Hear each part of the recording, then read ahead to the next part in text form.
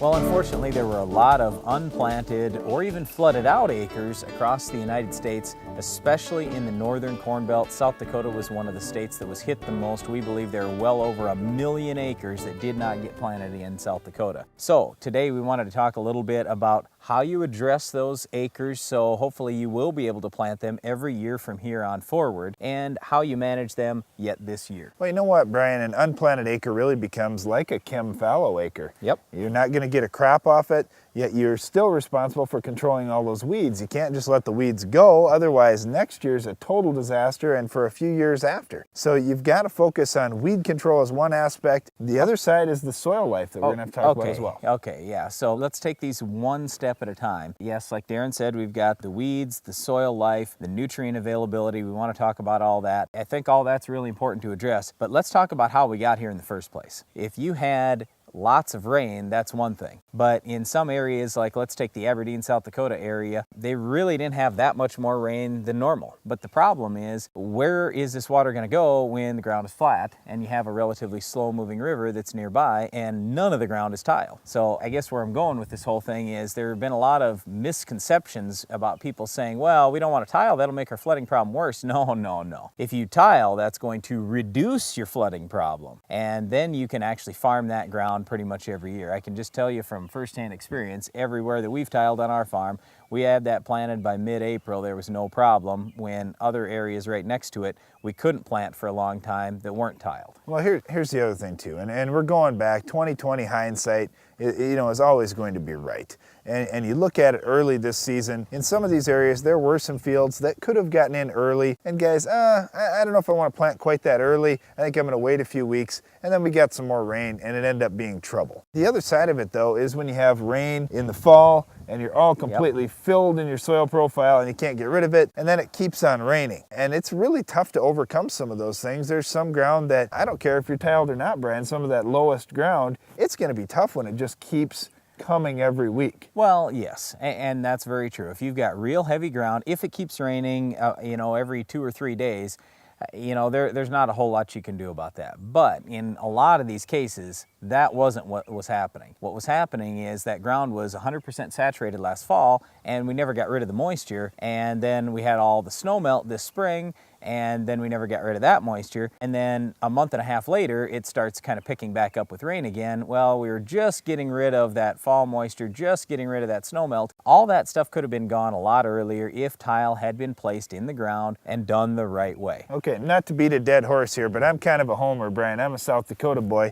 We don't have 27,000 miles of drainage ditches like they have right across the border in Minnesota. Yep. So what do? We've got flat country. We just can't get drainage ditches to go anymore because, you don't need frankly, that. there are so many non-farm landowners anymore that you just can't get everybody to work together on some of those projects. Yeah, you don't have to have that. What is happening across South Dakota is there are many farmers getting together, forming small drainage districts. So it might be 10, 15 farmers getting together, putting a big tile line going through some of their ground, and then all feeding into that bigger tile line. It's the same kind of thing that happens across the state of Iowa, where you don't see as many drainage ditches in Iowa as you do in Minnesota. You just see more county tile lines or big drainage district tile lines. So that's the way that I'd probably handle that. And also, let me stress, when we're talking about tiling, we're not talking about removing wetlands or anything. I mean, there are plenty of wetlands across the state of South Dakota, and we don't suggest that you go out and drain a wetland, but we're talking about ground that's farmed probably 19 out of 20 years, and this just happened to be a year where we had lots of moisture at the wrong time, both in the fall and in the spring, and lots of snow and everything else, and it just all compounded and created a problem. So we're not talking about draining wetlands, we're talking about draining actual field ground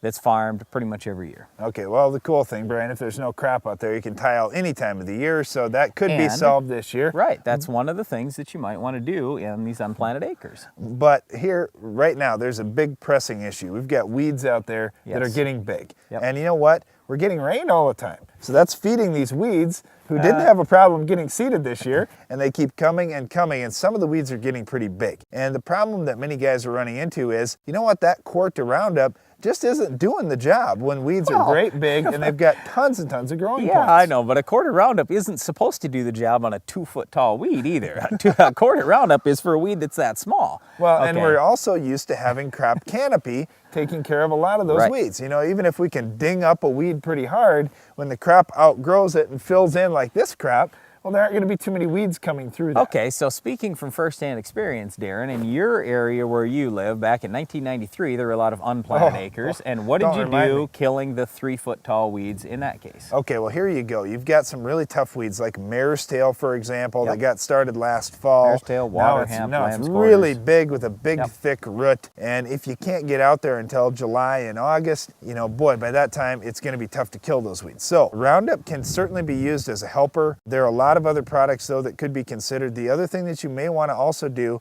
is throw in a residual product, because you don't want to have to keep going back out after let's get get specific here. Okay, what you did back then is you went out there with a quart of Gramoxone, a quart of 2,4-D, and a quart of crop oil. Well, okay, and you had it burned down that fries within stuff hours. off very, very quickly. Right. In fact, in many cases, when the temperature was 90 degrees, the sun was beating down, you saw the path that you sprayed because it was dying that quick. So you can use those quick killers like Gramoxone. You certainly could use something like Roundup, but also you need some help with those products. These are great big weeds. Well, you might need some help. Kicksor is the other one that we wanted to mention real quick. That seems to burn down just about as quickly as Gramoxone, maybe not quite as quick. That's a really good burn down product as well. So consider Gramoxone, consider Kicksor, or one of the Kicksor mixes that are out there. Roundup is fine at killing weeds, but it's very slow. 2,4-D is relatively slow, so just consider the Gramoxone and Kicksor. Here's the other thing, Brandon, though. If we kill everything out there and the ground is black all year long,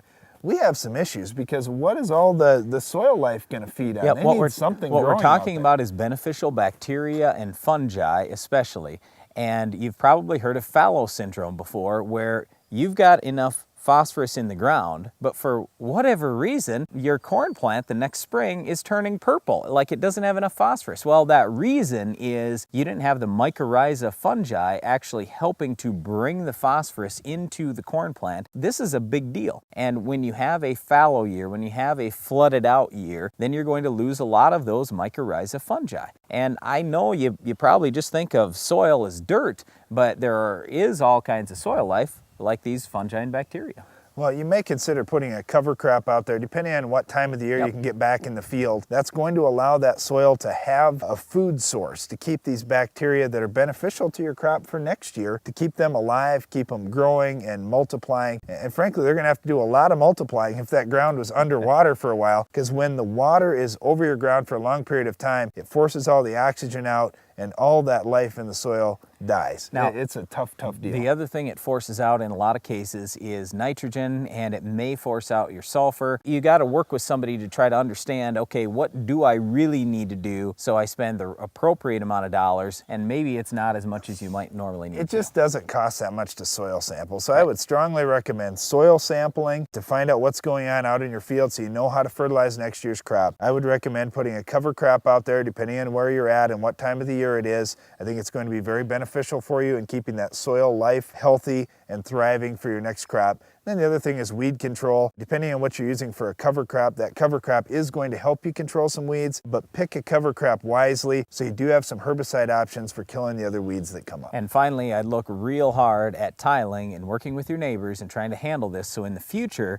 you don't have this problem with prevented plant or unplanted acres or even flooded out acres, because you think about yourself and the economic impact it had on you. Just think about your entire community. Think about the grain elevator. Think about your local community stores and all the people that got affected because there were unplanted acres in your area. It's a big, big deal economically. Well, there are a lot of things to think about in unplanted and flooded out acres, but weed control is one that I still want to keep a focus on, Brian, because they're fun weeds like our Weed of the Week. Can you identify this week's weed?